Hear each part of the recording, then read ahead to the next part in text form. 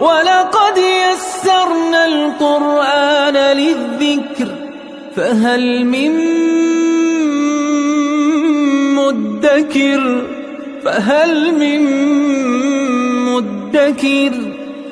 اعوذ باللہ من الشیطان الرجیم بسم اللہ الرحمن الرحیم الحمد للہ رب العالمین وصلی اللہ علی سیدنا و نبینا بالقاسم المصطفى محمد وعلى آلہ الطیبین الطاہرین اما بعد اعوذ باللہ من الشیطان الرجیم لن يضروكم الا اذى وَإِن يُقَاتِلُوكُمْ يُوَلُّوكُمُ الْأَدْبَارَ ثُمَّ لَا يُنصَرُونَ صدق اللہ العلی العظیم۔ سورہ آل عمران کی گزشتہ آیات میں پروردگار عالم نے اہل کتاب کے ایمان لانے کا تذکرہ کیا کہ اگر وہ ایمان لاتے تو ان کے لیے بہت اچھا ہوتا۔ البتہ اہل کتاب کے کچھ افراد بہت بڑے ان کے علماء وہ بھی رسول اللہ پہ ایمان لائے، جن کا تاریخ میں صدر اسلام کے جو معارف ہیں اس میں ان کا تذکرہ موجود ہے، لیکن ایک بہت بڑی تعداد وہ رسول اللہ پہ ایمان نہیں لائے جو توقع کی جاتی تھی اہل کتاب سے، کیونکہ وہ انبیاء کے اطاعت گزار تھے، وہ آسمانی کتابیں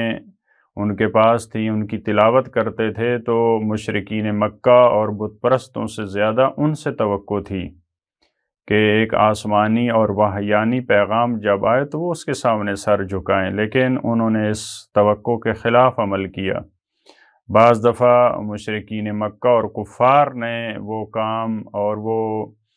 مخالفتیں نہیں کی جو اہل کتاب نے کی ہیں۔ اسی وجہ سے سورہ آل عمران کا ایک بہت بڑا حصہ وہ اہل کتاب کے جو کام ہیں، جو منفی کارنامے ہیں، ان پہ اس سورہ میں روشنی ڈالی گئی۔ تو اس آیت میں آیت نمبر 111 میں یہ بھی اہل کتاب کی جو کارستانیت تھیں، جو ان کے منفی کام تھے، اسی کو بیان فرمایا۔ لن یضروکم الا اذی، فرمایا کہ وہ تھوڑی سی تکلیف اور تھوڑی سی تمہیں اذیت دینے کے سوا تمہارا کوئی کچھ نہیں بگاڑ سکتے۔ وہ اگر تمہیں تکلیفیں پہنچاتے ہیں، وہ اگر تمہیں اذیتیں دیتے ہیں تو وہ بہت بڑا تمہارا نقصان نہیں کر سکتے، کیونکہ تم خدا پہ ایمان رکھنے والے ہو، تمہارا آخرت پہ ایمان ہے۔ تو ویسے بھی جب انسان صحیح معنوں میں مومن ہوتا ہے تو یہ جتنی تکلیفیں اس کو پہنچتی ہیں یہ بہت کم شمار ہوتی ہیں۔ مولا کائنات امام علی علیہ الصلوۃ والسلام پہ بہت زیادہ مصیبتیں آئیں رسول اللہ کے بعد، لیکن جناب زہرا سلام اللہ علیہا جب پریشان ہوئیں کہ آپ پہ بہت زیادہ مصائب اور میری شہادت کے بعد اس میں اضافہ ہوگا، تو مولا کائنات نے بہت خوبصورت جواب دیا، فرمایا کہ یہ خدا کی راہ میں یہ سارے مصائب، یہ ساری مشکلات بہت کم ہیں، یعنی اللہ کے مقابلے میں خدا نے جو مجھے مقام دیا ہے، خدا نے جو ذمہ داری مجھے سونپی ہے، اس کے مقابلے میں یہ ساری مصیبتیں کم ہیں۔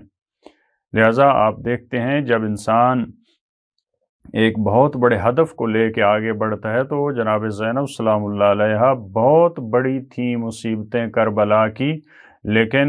انہوں جو نگاہ ان کی تھی اس میں ما رأیت الا جمیلا، کیونکہ جو ان کے سامنے ہدف اور مقصد تھا وہ رضا خدا اور وہ جمال خدا اور دیدار خدا تھا۔ لہذا فرمایا وہ تمہیں ہرگز تکلیف نہیں دے سکتے مگر تھوڑی سی، کچھ اذیت تمہیں وہ دیں گے، ممکن ہے وہ زبان کے ذریعے ہو، ممکن ہے وہ پریکٹیکلی، جیسے بعض جنگوں میں انہوں نے خیانت کی یا کچھ مسائل پیش آئے، وہ قلیل ہے۔ وَإِن يُقَاتِلُوكُمْ يُوَلُّوكُمُ الْأَدْبَارَ ثُمَّ لَا يُنصَرُونَ، ہاں اگر وہ عملی قدم اٹھاتے ہیں، اگر وہ قتال کے لیے، جنگ کے لیے تیار ہوتے ہیں، بعض دفعہ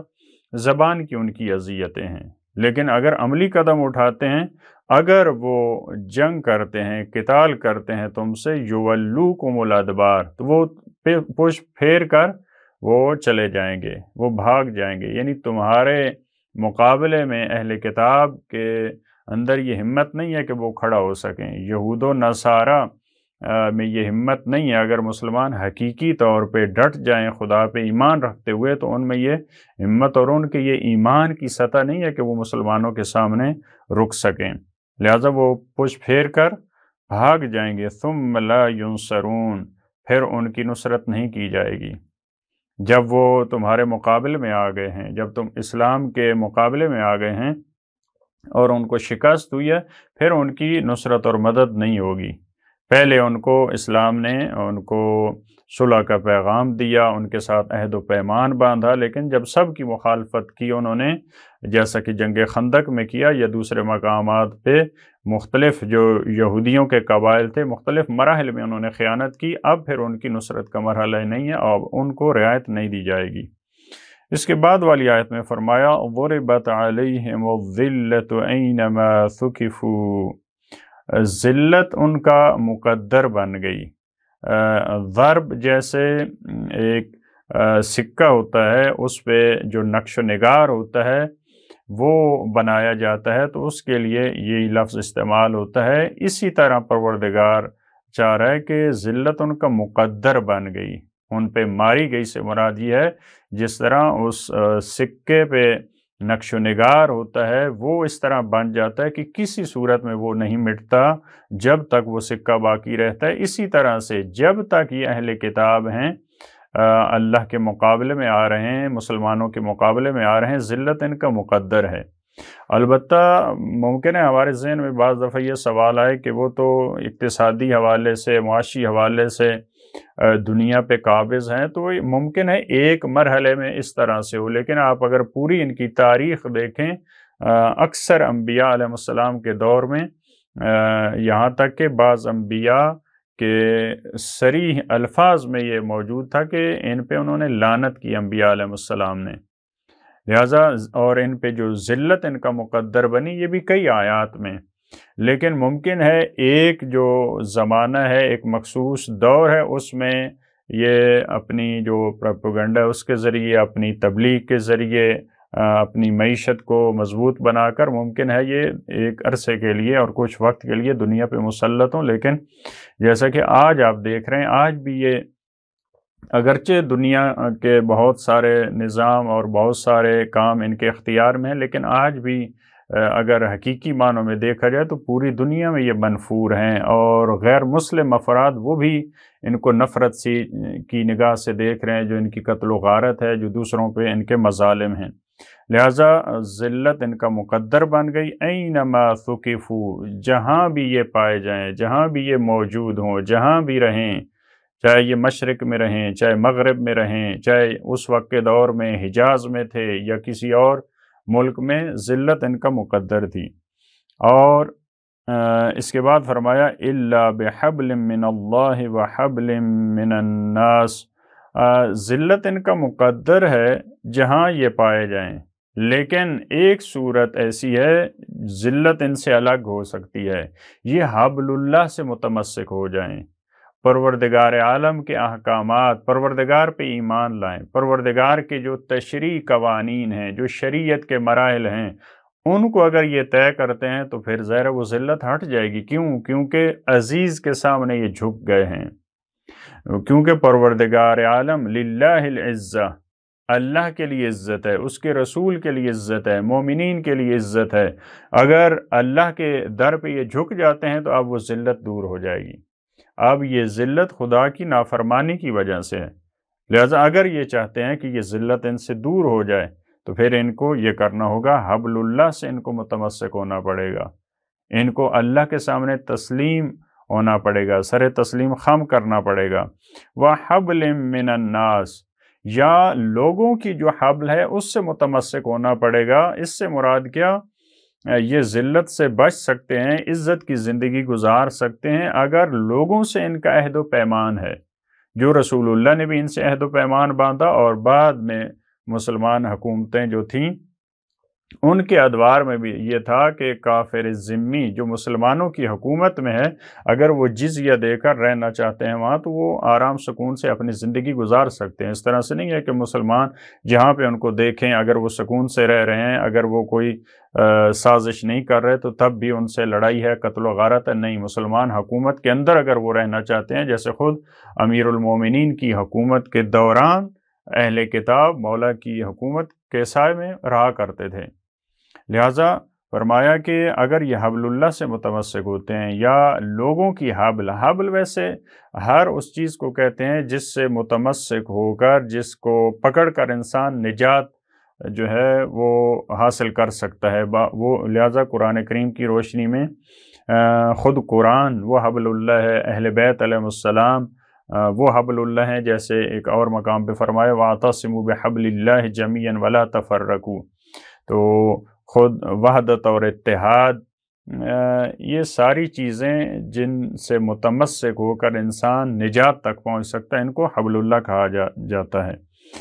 وَبَاءُوا بِغَضَبٍ مِّنَ اللَّهِ، اور یہ اللہ کے غضب کے مستحق ہوئے۔ باؤ ویسے اس کا مطلب با کا مطلب رجع کے معنی میں ہوتا ہے، یہ لوٹے یعنی اللہ کے غضب کے مستحق ہو کر یہ پلٹے، یعنی اللہ کے غضب کے مستحق ہوئے۔ وَضُرِبَتْ عَلَيْهِمُ الْمَسْكَنَةُ، آیت کے آغاز میں فرمایا ضُرِبَتْ عَلَيْهِمُ الذِّلَّةُ، ذلہ وہ حقارت ہے، وہ توہین ہے جو دوسروں کی طرف سے انسان پہ جو ہے وہ تحمیل کی جاتی ہے، دوسروں کی طرف سے انسان پہ ٹھونسی جاتی ہے، ایسی حقارت، ایسی مصیبت، اس کو ذلت کہا جاتا ہے۔ لیکن اب اس آیت کے اگلے حصے میں فرمایا وَضُرِبَتْ عَلَيْهِمُ الْمَسْكَنَةُ، مسکنہ ویسے جو فقر کے شدید مراحل ہوتا ہے اس کو مسکنت کہتے ہیں۔ فقیر اور مسکین اسی فیملی سے ہے جس سے مسکین ہے، اور یہ کہا جاتا ہے مسکین سکون اور سکنہ سے ہے، فقیر سے بھی بدتر جس کی حالت ہوتی ہے وہ مسکین ہوتا ہے، یعنی اس کو جو فقر ہے وہ اس طرح سے اس کو اس میں مشکل میں ڈال دیتا ہے کہ اس میں چلنے کی سکت نہیں ہوتی، یہ سکون میں ہو جاتا ہے، بیٹھ جاتا ہے ایک جگہ، اس میں چلنے کی ہمت نہیں رہتی، اتنا یہ بیچارہ اور بے کس اور بے نوا ہو جاتا ہے۔ تو مسکنہ یہاں پہ ایسی مصیبت اور ایسی توہین، ایسی تکلیف ہے جو خود انسان کے اپنے اندر سے جیسے اپنے آپ کو کم سمجھنا، خود اپنے آپ کو حقارت کی نگاہ سے دیکھنا، اس کے لیے یہ لفظ استعمال ہوتا ہے۔ ذلت وہ حقارت اور وہ توہین جو دوسرے انسان پہ مسلط کرتے ہیں۔ ذَلِكَ بِأَنَّهُمْ كَانُوا يَكْفُرُونَ بِآيَاتِ اللَّهِ، یہ کس وجہ سے ذلت ان کا مقدر بنی، کس وجہ سے بیچارگی اور مسکنت ان کا مقدر بنی؟ اس کی وجہ یہ ہے کہ وہ اللہ کی آیات کا انکار کرتے تھے، اللہ کی آیات کو جھٹلاتے تھے، اس وجہ سے ان کا مقدر بنی۔ وَيَقْتُلُونَ الْأَنْبِيَاءَ بِغَيْرِ حَقٍ، اور ایک اور جو ان کی منفی خصوصیت تھی، وہ انبیاء کو قتل کیا کرتے تھے، وہ بھی استمرار کے ساتھ۔ اسی وجہ سے جہاں قرآن کریم نے ان کے لیے استعمال کیا فعل مضارع ہے، یقتلون الانبیاء، وہ ان کی روش تھی، ان کی جو عادت تھی انبیاء علیہ السلام کو قتل کرنا، وہ بھی ناحق قتل کرتے تھے، یعنی اس کی خصوصیت۔ البتہ اس کا یہ مطلب نہیں ہے کہ انبیاء کو قتل کرنا حق پہ بھی ہوتا ہے اور یہ ناحق کرتے تھے، وہ ہمیشہ ناحق ہے، یہ فقط اس کی وضاحت کے لیے بیان فرمایا۔ ذَلِكَ بِمَا عَصَوْا وَكَانُوا يَعْتَدُونَ، ایک اس کی وجہ یہ تھی کہ وہ اللہ کی آیات کا انکار کرتے تھے، دوسری وجہ یہ تھی کہ وہ انبیاء علیہ السلام کو قتل کیا کرتے تھے، ایک اور وجہ قرآن کریم نے جو بتائی وہ ان کی عصیان، ان کا اللہ کی نافرمانی، خدا کی معصیت کرنا، اور یہ فقط ایک مرتبہ کی نافرمانی نہیں تھی، وَكَانُوا يَعْتَدُونَ، اور اسی پہ وہ مستمر تھے، اسی پہ اعتداء اور حد سے جو تجاوز کرنا یہ ان کی عادت بن چکا تھا، یہ ان کی سیرت میں شامل ہو چکا تھا۔ فقط ایک مرتبہ کی نافرمانی نہیں تھی، فقط 2 مرتبہ کی نہیں تھی، یہ ایسی قوم تھے، ایسی ملت تھے جو اپنے طغیان پہ ڈٹے رہے تھے۔ اس وجہ سے پروردگار عالم نے ذلت اور مسکنت ان کا مقدر بنا دیا۔ پروردگار عالم جو اس قسم کے اہل کتاب کے گروہ پہ جو ذلت ان کا مقدر بنی، مسکنت ان کا مقدر بنی، ان کی نافرمانیوں کی وجہ سے